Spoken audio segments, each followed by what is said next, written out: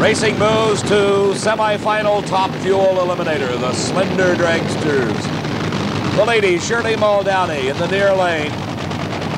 Outstanding performances in round number 1 as she recorded low elapsed time of the round at a speed of over 246 miles an hour. A very dedicated professional racer. Likewise, her competition, Gary Beck. He's a 2-time national champion, a former world champion. Shirley herself won the world title a couple of 3 years ago. Would love to repeat here in 1980.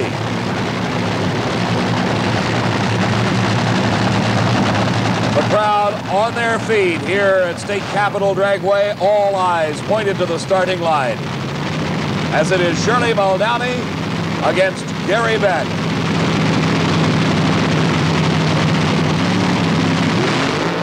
And a tremendous hole shot for Gary Beck. He's got a big lead over. Look at Shirley make a run for it.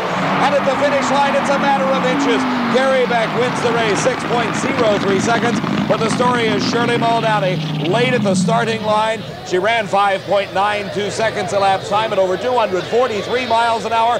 But as you can see, was unable to catch Gary Beck. Just a few inches separating the two cars. Shirley not knowing when she pulled off the track. Now she knows.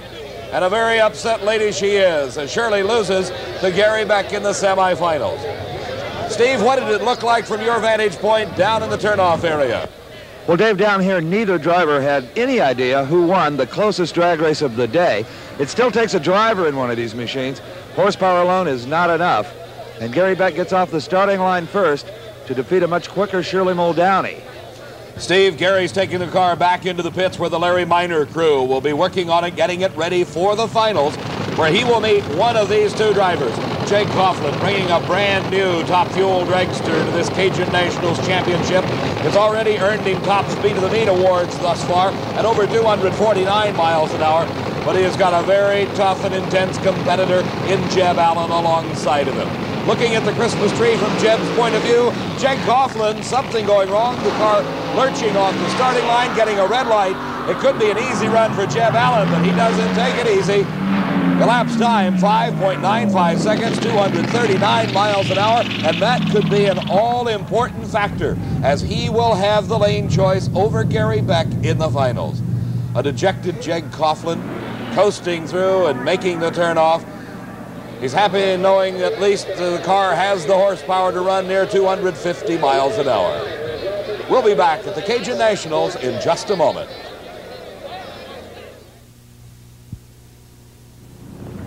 The Wizards with wrenches are hard at work in Jeb Allen's pit area, preparing his mount for the final round of Top Fuel Eliminator.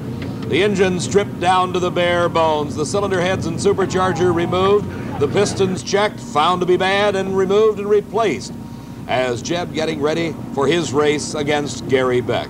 All this work done in about 45 minutes to an hour's time, the engine completely stripped, reassembled and running with some 2,000 horsepower, as Jeb Allen will be bringing it to the starting line in just a moment.